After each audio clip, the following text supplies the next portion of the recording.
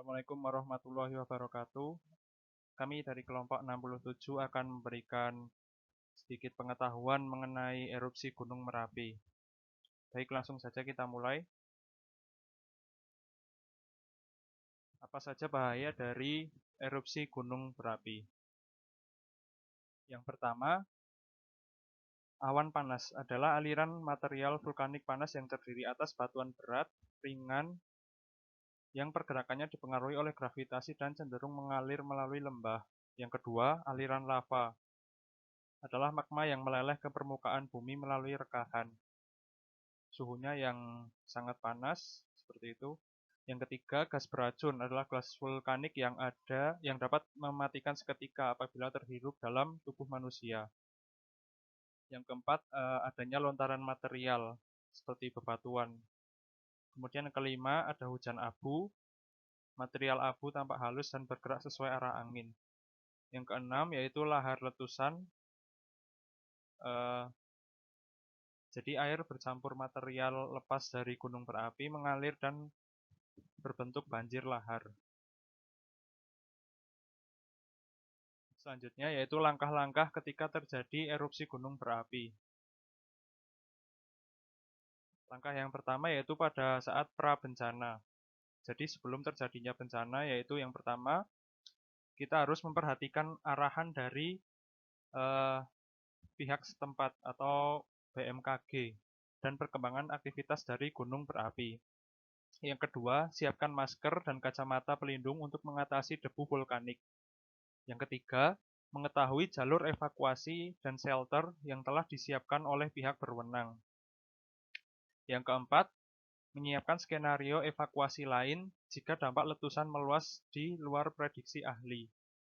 Dan yang kelima yaitu siapkan dukungan logistik antara lain makanan siap saji, lampu senter, beserta baterai, kemudian uang tunai yang cukup, serta obat-obatan khusus sesuai pemakai. Selanjutnya, saat terjadinya bencana, yang harus dilakukan yang pertama adalah tidak berada di lokasi yang direkomendasikan untuk dikosongkan, seperti di lembah atau di daerah aliran sungai. Yang kedua, hindari tempat terbuka, lindungi diri dari abu letusan gunung api. Yang ketiga, gunakan kacamata pelindung dan jangan memakai lensa kontak. Yang keempat, gunakan masker atau kain basah untuk menutup mulut serta hidung. Yang kelima, kenakan pakaian tertutup yang melindungi tubuh seperti baju lengan panjang, celana panjang, dan topi. Dan yang terakhir yaitu pada saat pasca bencana atau setelah terjadinya bencana. Yang harus dilakukan pertama kali adalah kurangi terpapar dari abu vulkanik. Yang kedua, hindari mengendarai mobil di daerah yang terkena hujan abu vulkanik sebab bisa merusak mesin kendaraan. Yang ketiga, bersihkan atap dari timbunan debu vulkanik, karena beratnya bisa merobohkan dan merusak atap rumah atau bangunan.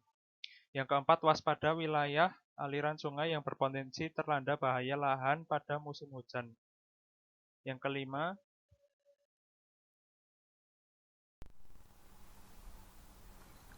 Selanjutnya adalah proses evakuasi pada kelompok rentan. Yang dimaksud kelompok rentan di sini diantaranya adalah anak-anak, lansia, ibu hamil, dan kelompok disabilitas. Proses evakuasi pada kelompok rentan sebaiknya tersedia tanda bahaya yang jelas, besar, mencolok, dan berbunyi, dan media visual di jalur atau lokasi yang sering dilewati oleh kelompok rentan.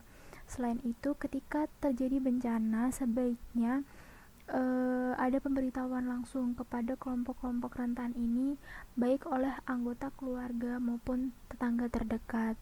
Nah, cara penyampaiannya sendiri atau pemberitahuannya itu bisa dengan menggunakan bahasa yang dimengerti oleh kelompok rentan, baik bahasa lokal maupun nasional, dan penyampaian informasi bahaya atau bencananya tetap dengan santun dan bijak.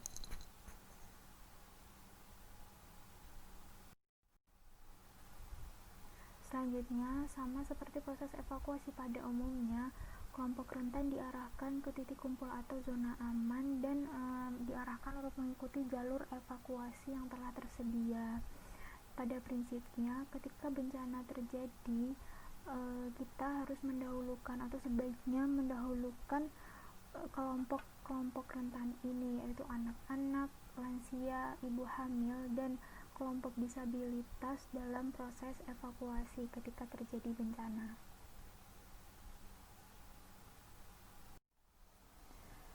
Pembahasan berikutnya yaitu tas siaga bencana atau yang disingkat dengan TSB.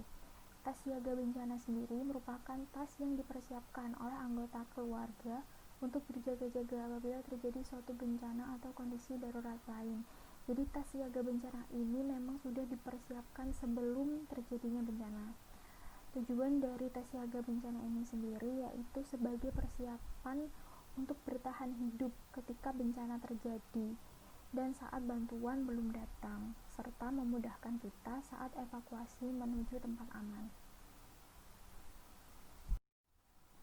Berikut merupakan contoh isi dari tas siaga bencana yang memang berisi kebutuhan-kebutuhan dasar selama 3 hari.